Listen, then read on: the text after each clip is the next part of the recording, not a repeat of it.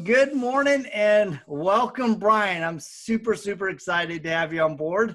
Oh, thank you, Joe, very much. Thank you for having me on here. Yep. Thank you. It's so fun. I cannot, to me, the world, while it's gotten bigger, it's also gotten smaller through Yes. things like Facebook and Zoom and technology. And I'm meeting phenomenal men like you through my association with Sean Hart and other great men. And it's been a real blessing in my life. So thank you so much for being on board. Oh, thank you. Sean is a wonderful man. You know, we had some fun times in college. We learned a lot in college, and I see him where he is now is phenomenal. And I'm blessed to be able to meet you through him. But, God doesn't make mistakes when it comes to this thing. So I thank you. No, it's fun. And we have to give a shout out. Those on the podcast, you won't see this, but I'll have this on our IGTV. In the background is Man Cave Spartans.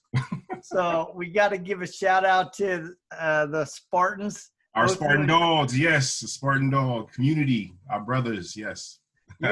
You and Sean played together, huh? Oh, yeah, man, that guy was fast, man. Let me tell you, I thought I was fast, and I had a hard time figuring out how this guy is shorter than me and he's faster than me. That's awesome. It's funny because when I was a kid, I loved to play football. I mean, I played safety and I played cornerback. I loved to play football, but I was a small dude. And in fact, ninth grade, I played on where I lived. Middle school was sixth grade to ninth grade, and I was a starter in ninth grade, and I played safety, and I had so much fun, but I was a small guy. And then when I graduated to 10th grade and went to the high school, I went out to play, and the coach looked at me, he's like, "You're not playing with my team." I'm like, "What do you mean? I've been playing since I was 6. He goes, "You're too small." I'm like, "What are you talking about?"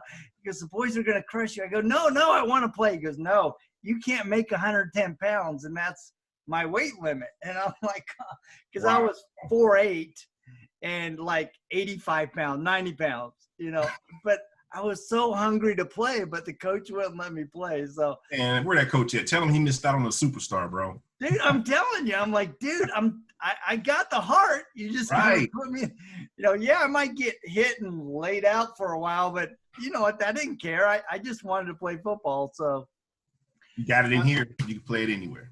Yeah, no, it was good. So, and it's fun because one of the things that attracted to me to having you on my podcast is watching you and your son work out together. So how old is he? Because he looks like a beast. Well, Power is 17.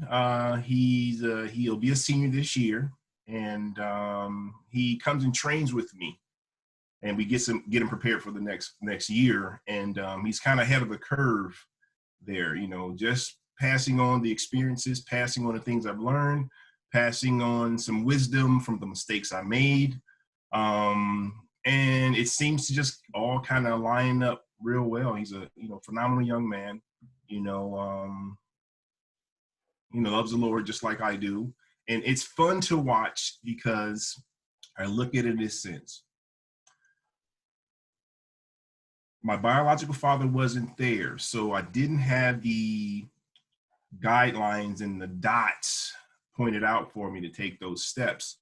So I have an opportunity to teach my son the way I would have wanted to be taught. So it's phenomenal. I mean, you get to see the fruits of your labor. You reap what you sow, and I'm watching it, and it's phenomenal. And I have 2 other phenomenal children. But my son's the oldest, and he's already committed to North Carolina Tar Heels. Yo, that's awesome. And just has to finish out his last year. He's humble, which is wonderful. Like some people don't know that he's the number 3 linebacker in the nation. He's not into really flashing that, which is something that quietly I love, because we just say, hey, let your play do the talking for you, and let everything else just kind of go the way it's supposed to. Now, I love that comment, let your play speak for you. My daughter, she actually graduated early so that she could go play D1 volleyball at UVU Awesome. in this past January, right? And so I remember early on, you know, she's a libero. She's small, she's feisty. There's no balls dropped. You know, if she can reach it, she's diving for it, right? And so I Right. love watching her intensity and her passion. You know, and one year they actually did something really unique in that they actually played two liberos and they would alternate them out. Ooh. And the coach, who I have mad respect, she was All-American for BYU, Carolyn Bauer. She said, look, she goes, it's actually better for her to play with a second libero because it will keep her, one, it'll keep her hungry, and Yes. two, but it also physically helps them last longer because libero is such a demanding position, Yes. right? And Yes. so that was really fun. And I, you know, when we entered that season where she was playing double, I'm like, look, just because you're playing two liberos, you have to be as hungry, if not hungrier, Yes. to earn that position, right? And you have to let your play, you know, be the loudest voice so that they can't ignore you. Exactly. You know, That's, and my other son, he plays basketball. And I mean, he's, in fact, his real gift is track. And I would tell him, I'm like, because a lot of times he's really unselfish, right? And there were a lot of times where he would dish the ball, and I'm like, dude, you need to shoot. No, he goes, I want everybody to have a play. I go, I know, and I appreciate that, but there is a place to be hungry, right? And there's a place to be. So how did you, you know, with your very humble son, how did you develop that kind of balance between humility and hunger? Well, we talked about a lot of things, you know, only things we can control. And one of them was, you know, what we can control is our work ethic, you know, and I always say to him, you know, never let another man outwork you, because a gentleman can be just as talented, but doesn't work hard, you know, and Yeah. talent will take you so far. So for him, you know, it was just, you know, never let someone else outwork you. Also, we don't want anyone else to, we don't want to toot our own horn. You know, we talk about that prior for the fall. And, you know, we just said, hey, let other people speak on you, let other people talk about your talents. Because if you're focused and paying attention to your own talents, you're not working. So, Ooh, I love that. so you know, and just being humble, more humble you are, I'll say the better you're blessed. You know, it's like when you finish something, you accomplish something, you know, and you get that time to sit back and reflect. It's like, wow, I did that. It's great when you do it later versus during that time that you're going through it. That's because you'll slow down or somebody catch you, or before you know it, people pass you. So that's where we are right now. We're trying to stay ahead of the curve, and just maturity also.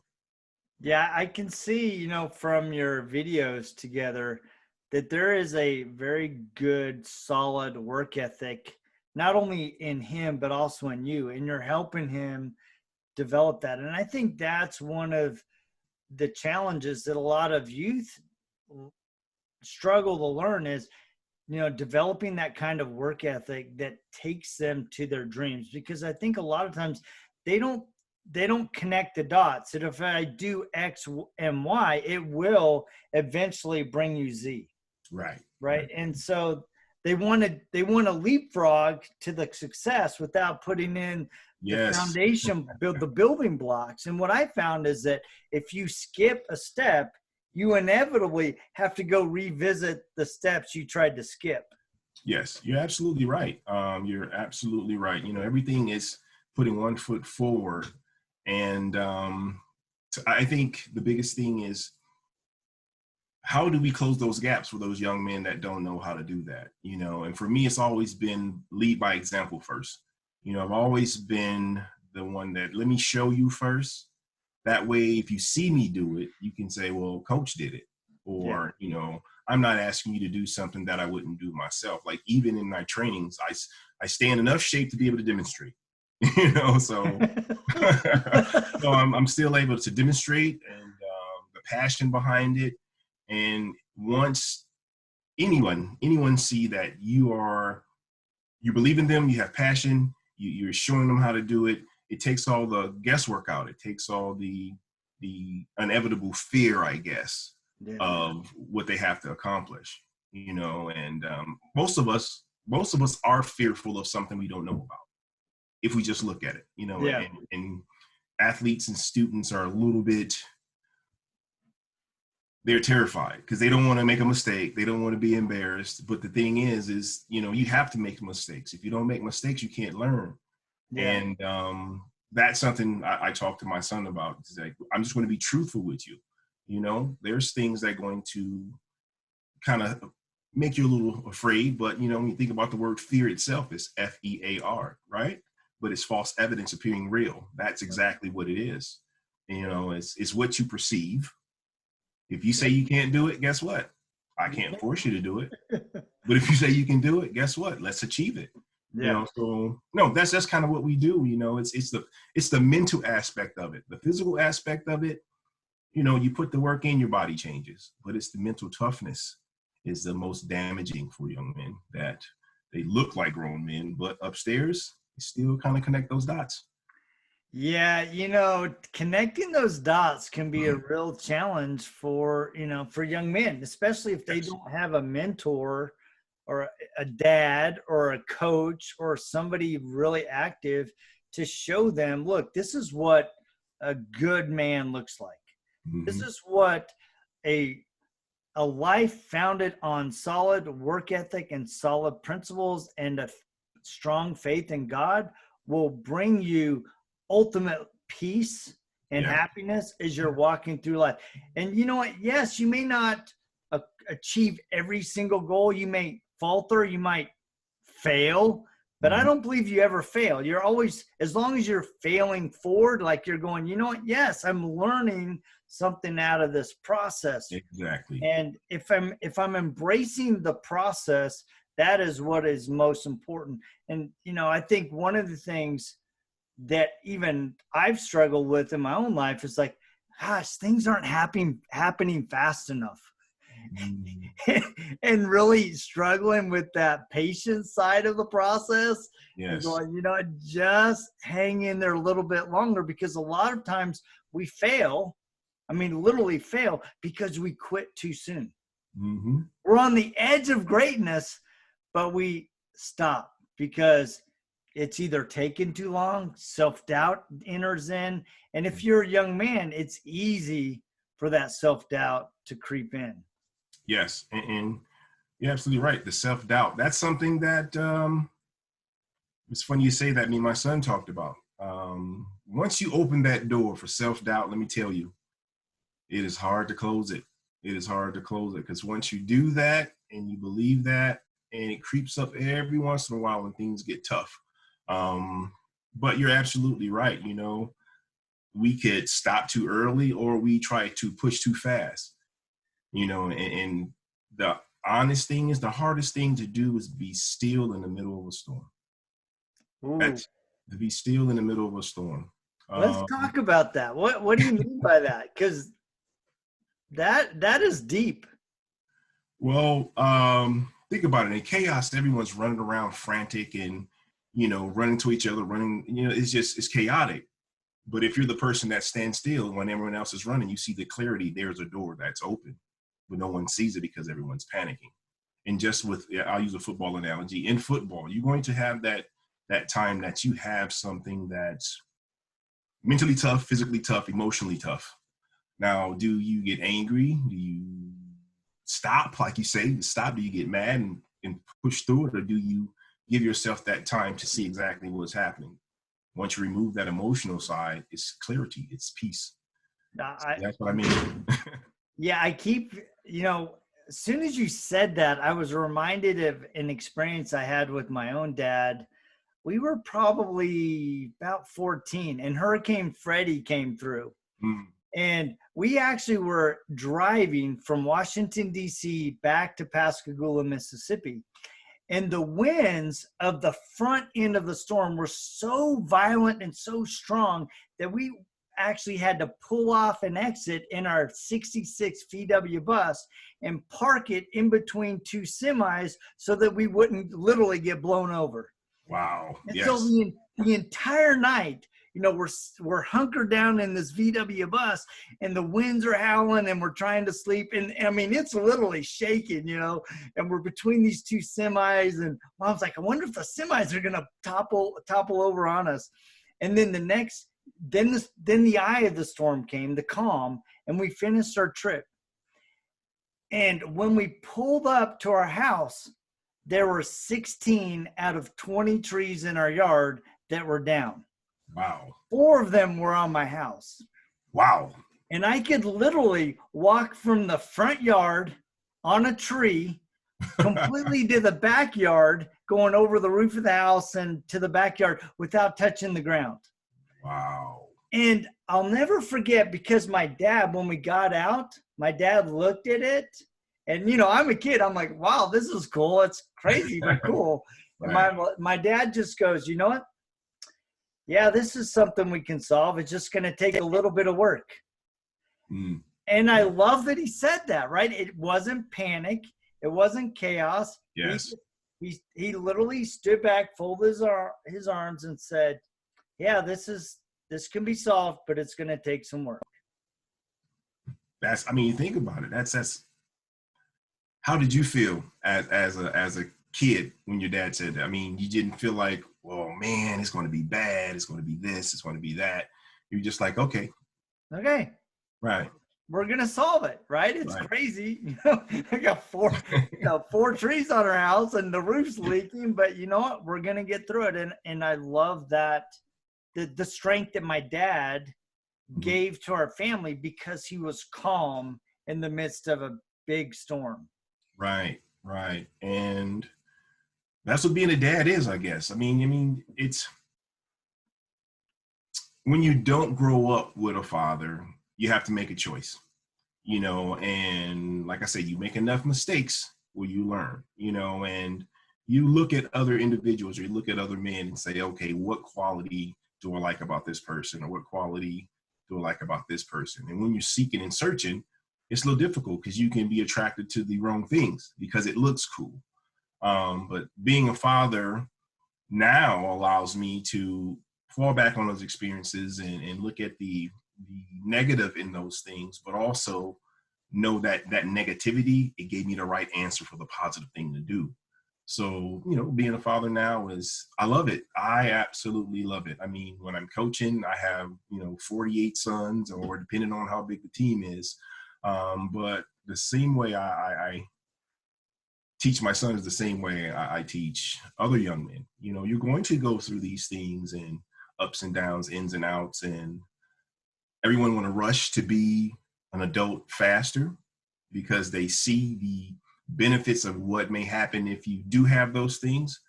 But what's not televised is the hard work that goes into achieving what you have. And we talked about that earlier, and how we connect those dots. And sometimes people learn a little bit faster by observing. If one of my athletes see me work out and get tired and fail, they look and be like, Coach, I'm like, yeah, it happens. I'm exerting myself just that much. And that's what I want you to do to get the benefits of it. But I love it. I love being a dad. I love passing on information.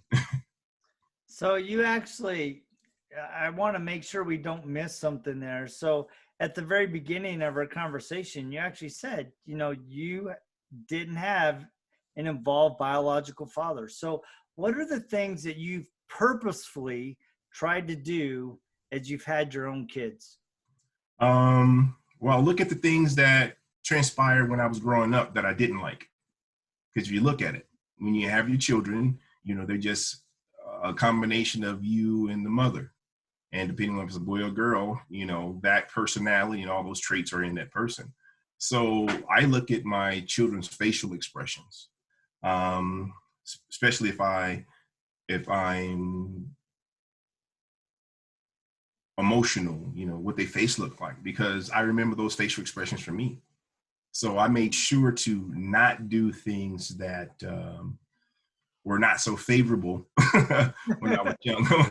When I was younger, I learned from those things. I've learned that if I'm speaking to you with a little bit of anger and aggression in my voice, you're not going to really receive what I'm saying. because I'm scared. So those are things that, I learned from, it's just, but you have to be aware of it. You have to know what your weaknesses are, as a man. And let me tell you, that is the hardest thing for men to do, is look in that mirror and say, I am not good at this. I am not good at this, not to put yourself down, but just the true facts. Like, hey, I could be more attentive here, or I can remove my pride here and allow to accept this. The battle is with ourselves, not with anything else. Yeah, the biggest challenge is to honestly self-assess Yes. and make changes. Yes. Yes.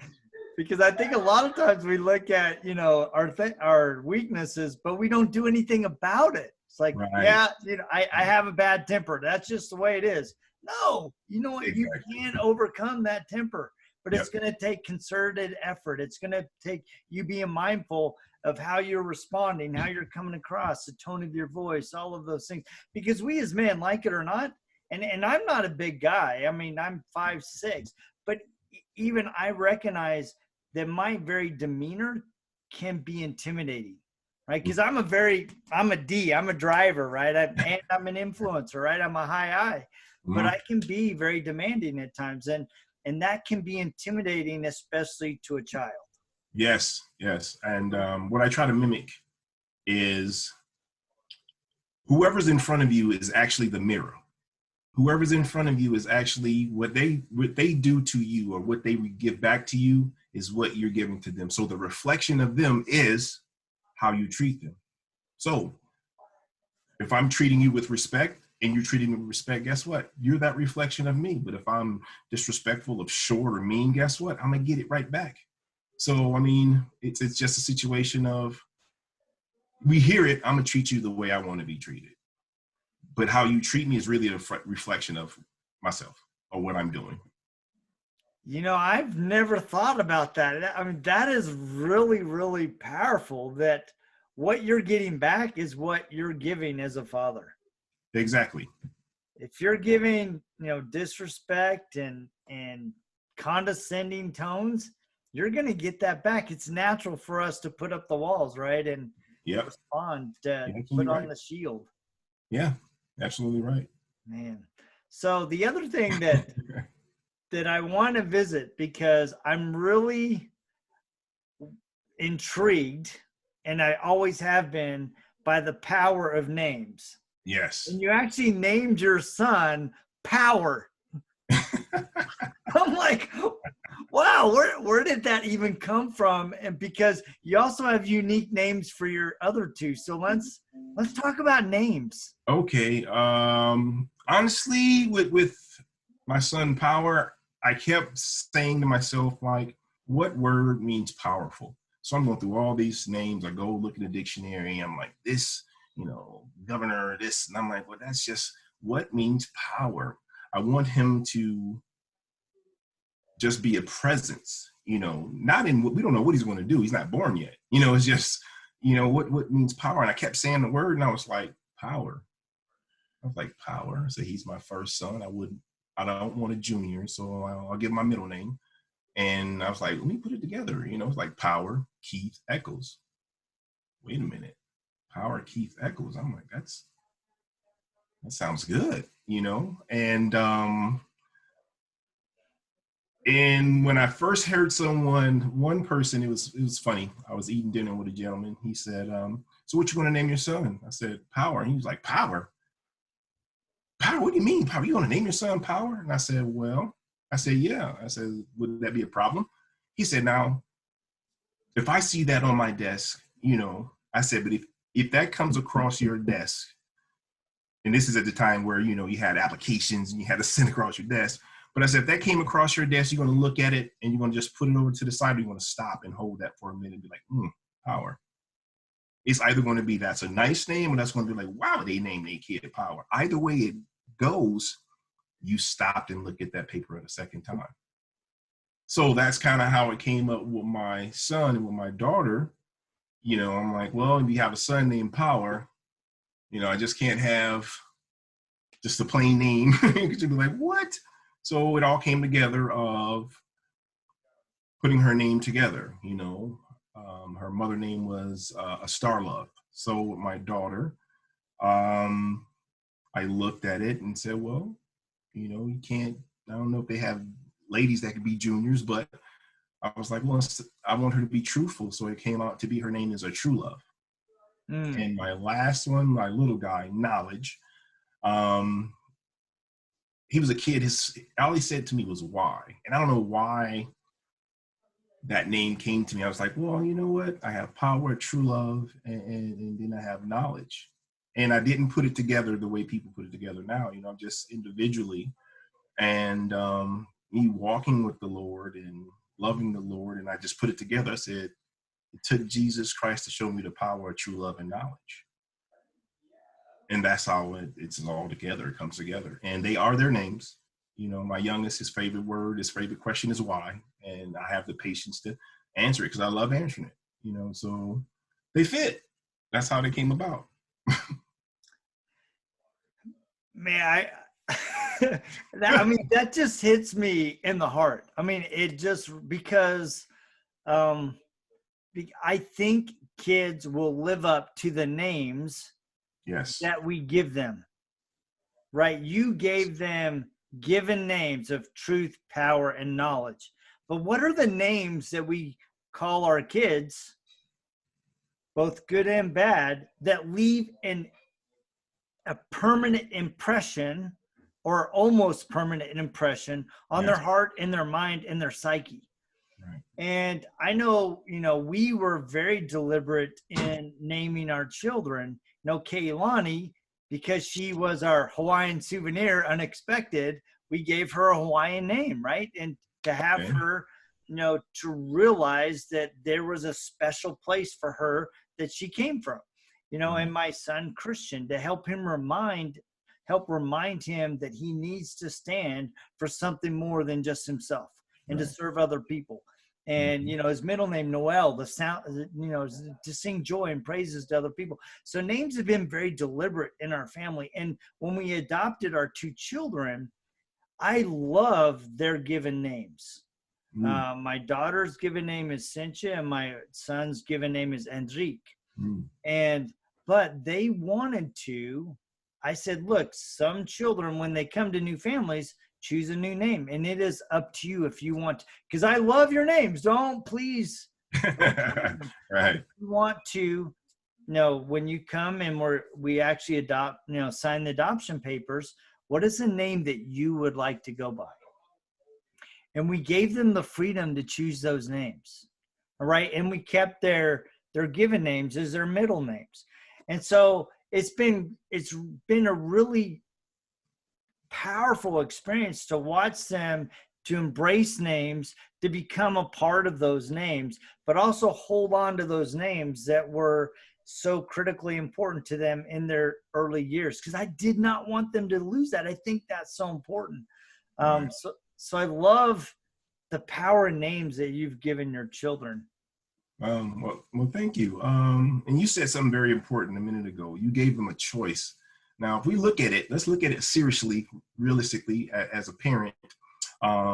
We teach our kids by kind of telling them, don't do that, don't do this, don't do that, and that's perfect. But the thing is, we don't give an explanation, So if I give you a choice between, if you do this, this could happen. But if you don't do this, this could happen. So if you look at those two things and you give them an opportunity to make a choice, they got to make that choice. Even if they make the wrong choice, okay, well, you have to learn that lesson the hard way. And that's something that I've always spoken to my kids about. And you can learn things in life the easy way or the hard way. And it's your choice, but it's helping them make that choice. And you allow them to make that choice, which empowers them, also builds their confidence in making that choice. Yeah, that one of the things Judy and I have really tried to emphasize with our kids is, you have the power to choose. In fact, that's why we have another podcast called Choose, Don't Excuse. Oh, wow. You have the power to choose, but you have to recognize that when you choose, you also choose the consequence. Yes. And I think a lot of times we try to separate the choice from the consequence, but they're they're irrevocably connected together. Yes, you're right. You're And absolutely that right. is hard. And it's like, and like I was actually teaching a bunch of youth this same principle. And I said, look, I'll give you the perfect example. You know, some of you kids are toying with, you know, playing intimately with each other, and you're playing with the possibility of a couple things, right? One of them is possibly pregnancy, right? And some of your friends are trying to solve the choice, the consequence of becoming pregnant with abortion. Mm-hmm. And here's the challenge. Not only now, when you make that choice, now you're dealing with two consequences, because you still had the first choice and you can't break it. You can't separate it.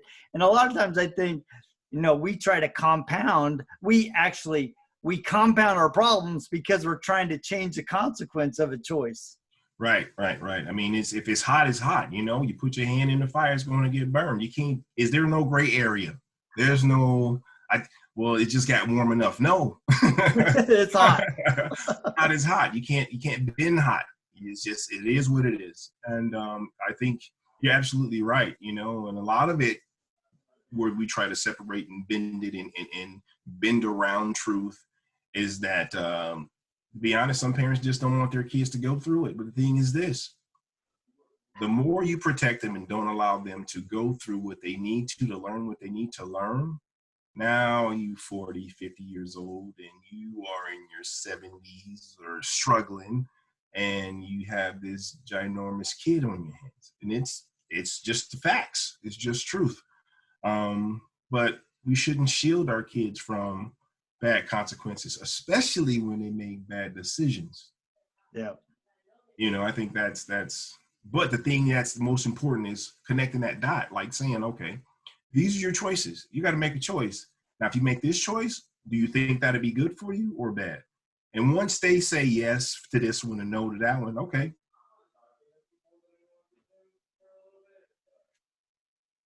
And you know, like I said, the fruit of my labor is my children. So they're my guinea pigs.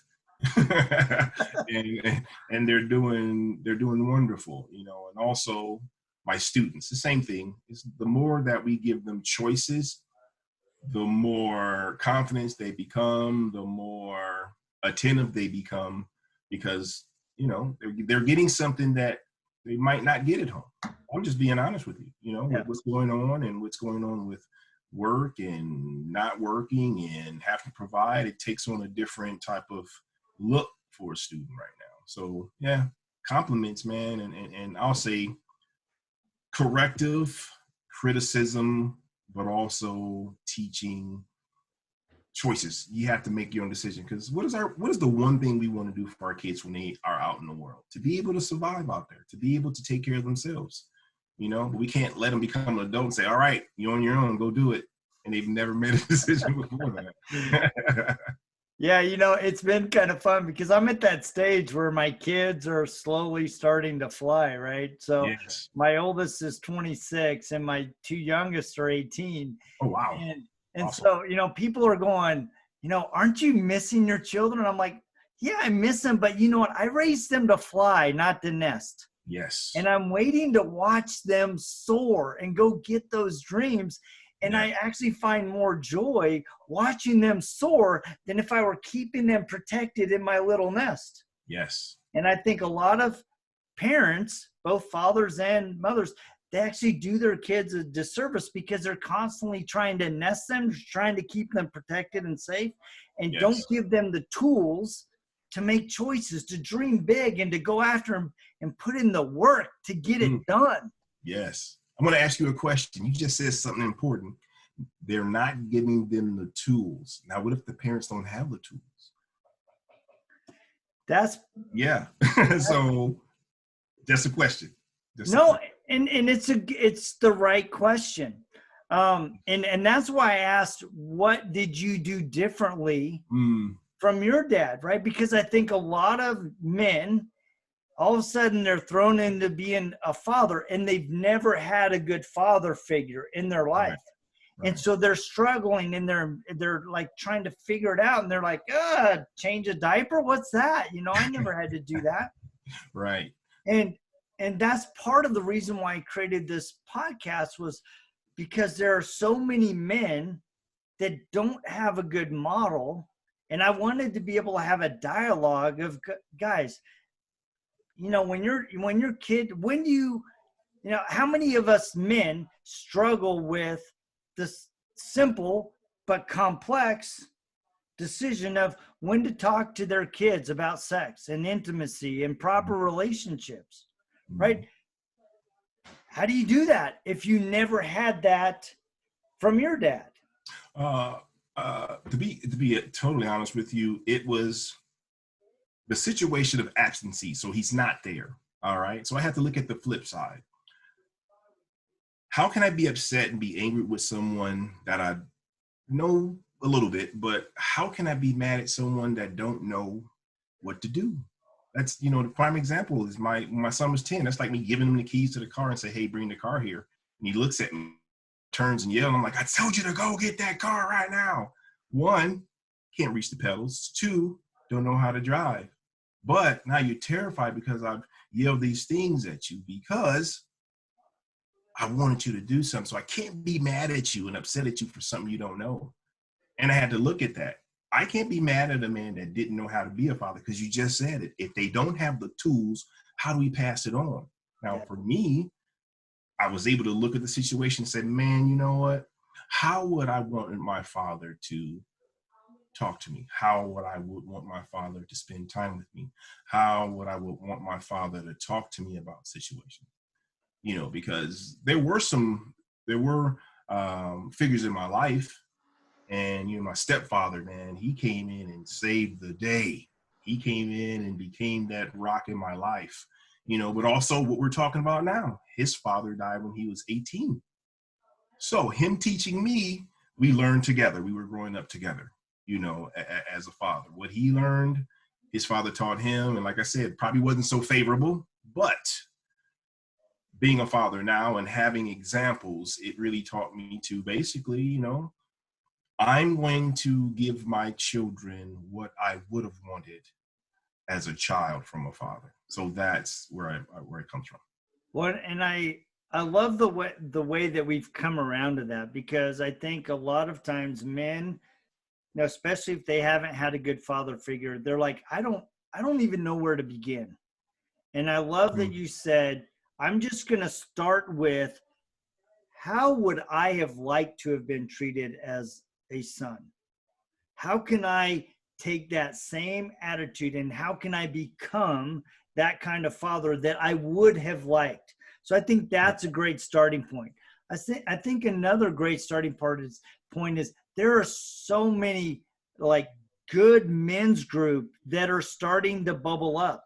Involve Dad with Sean Hart. What I'm trying to do with Father's Fire.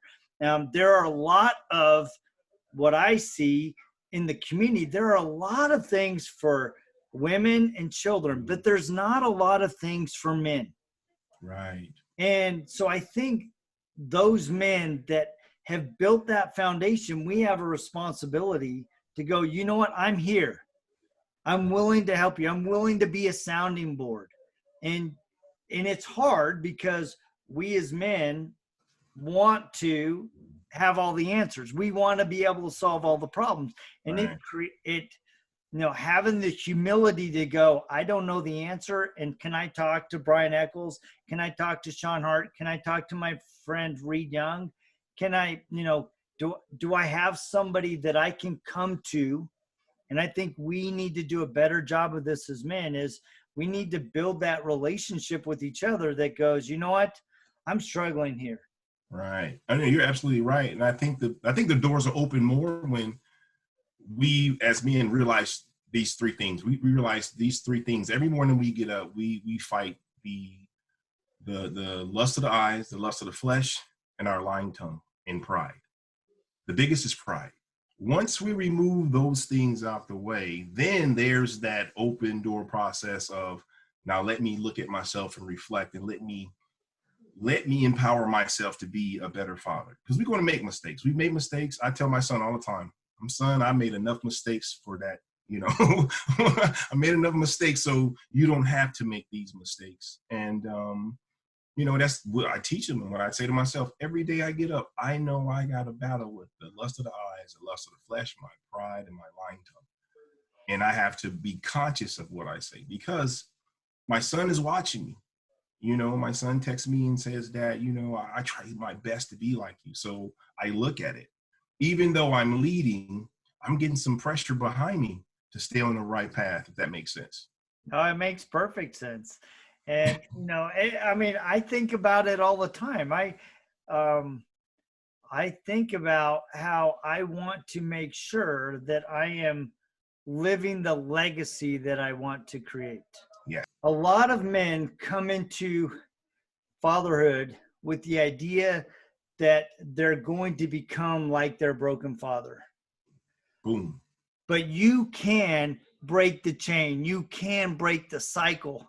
Generational curses. We talked about that. That's exactly what that is. That leads off into generational curses. You know, I had to look at it. And I'll use myself as a testimony. You know, I love my biological father. I love him. Without him, I wouldn't have the brothers I have, you know, and the relationship I have with my brothers. And I love him for giving me life, you know, but I had to take that hard look and say, okay, is this what I want to continue with my children and my children's children and my children's children's children? You know, and if you look at it from a spiritual, so we're trying to break this. You know, and how do I break this? Well, first and foremost, I put God first. 1, 2, now I'm going to live the way he wants me to live. And that's pretty much what I'm doing. All these beautiful things that are transpiring with my children is because I'm walking that walk and I'm talking that talk, if you know what I mean. And it shows. I mean, it really does show in the video interaction that I saw. Obviously, you and I have never hung out in person. And I can tell you, we would have a lot of fun together. Yeah, you know what? This is awesome. You know, but, you know, when I'm watching in some of the videos with you and your son, I can see and I can feel the connection. And it's because you've lived very purposefully as a father to empower him to become who he is today. Right. And you said very importantly, empower him. No pun intended, but it was intended.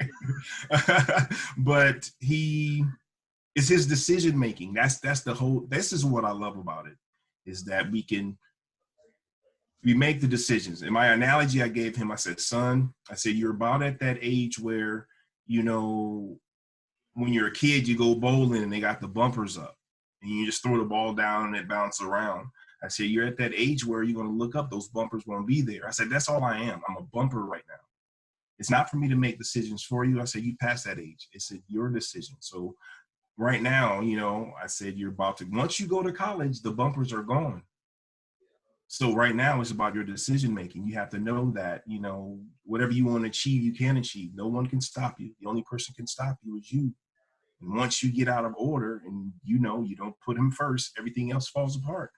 And he's been living in it. And I'll say this, being a father standing back watching it, it's been amazing. Because I know where in my life where I didn't have someone connect the dots, where I failed. I got back up, but I had to start over. I'm watching him.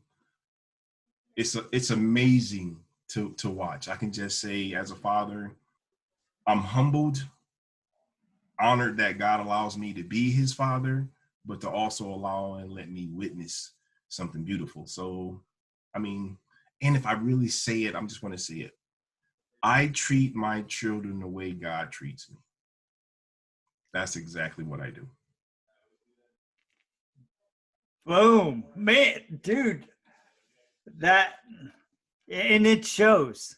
I mean, it really, really shows. In what I see with you and your son, what I hear in your story. And I think that's ultimately the greatest gift that we can give our children, is if we can love our children the way God loves us. Man, And I Man. often tell my kids, I'm like, look, I may not be the perfect father. In fact, I've messed up tons, and you know it, and I've apologized for it. And that's one of the things that when I do mess up, I always go in like, guys, I was not at my best, and I'm sorry. You deserve better than that. I may not be the perfect father, but I do try to love you perfectly. Yes. And if I Yep. can love you perfectly, God's going to make up for the gaps in my abilities as a father. Oh yeah, it's a learning lesson, man. I mean, I love it because what's crazy to say, in school, I was like, man, school, I don't want to read. All I do is read. I do so much researching now, but it's a hunger for it though, but that hunger also to actually just help these young men. Let's think about it. Our sons literally are walking in similar footsteps, but we're like, maybe a couple of football fields ahead, and we know what they're about to go through. Yeah. But would I be a great father by saying, well, I'll just let him learn on his own? Or would I say, okay, I'm going to go back and say, hey, there's a couple of places that you're going to come across that, let me just let you know that these are places you don't want to be. These are places where you don't want to go. This is a situation you don't want to be in. Now, I can't tell you how it's going to happen, but these are the similar situations where you may end up being in this thing. And then that's it, And when he comes across it, he's so prepared. He tells me sometimes, he's like, Dad, they think I'm so smart. I said, well, son, I said, you're wise. I said, and you're wise for your age because you're not looking at life the way most teenagers are looking at life right now. No, man, this is amazing. I love the fact that I'm on this podcast with you right now. This is awesome to know that there's other men that's out in the world that kind of have the similar questions, but we can get different answers and get the testimony of, was it good? Was it bad? Was it indifferent? Was it learning? Was it something that you definitely want to do again? Oh man. Well, I just want to thank you for taking the time. I mean, you and I can already tell we could even wax deep for another hour. I just love the connection. And I really believe God has put men in my life that people need to hear their story. They need to hear their testimony. They need to hear their passion and love for being a father and being a great husband. Yes. We need that kind of legacy, not only in our homes, but also in our communities. Because when we have strong, solid homes, man, everything That's impacted. right. Yeah, you're absolutely right. I mean, I say this, to be a great leader, you first got to learn how to be led. And who leads me is my Father upstairs. And I say this, I led without him, and let me tell you, I'm so happy I'm being led by him. Amen to that, man. Amen to that. So, well, thank you, Brian, for being my guest. It's been a real treat having you on. I love your story. Love your love and dedication to your children. And I love the man that you are. And thank you. It's a blessing, and I'm humbled, and I'll say this. I was a little nervous. I was like, all right, well, this is so new to me. But the great thing about it is, your spirit and who you are, man, I feel it. And that's one thing that I tell people all the time, man, the Jesus Christ in me loves the Jesus Christ in you. And we know it when we talk. We know it when we're in our presence. We know it when we speak. And I want to say thank you, my brother. Thank you, my new brother. So yes. So no, but thank you so very much for just allowing me to run my chops on your show. No, well, thank you. It's been a blessing, and thank you guys who are tuning in every week. I mean, I am trying to bring the best men that I can find to help you guys become the best fathers, the best men, the best husbands that you can be in your own home. Thank you for joining me every week as we explore, the real challenges and the fun of being a dad. So we will catch you guys the same time, same bad channel right here on Father's Fire. See ya.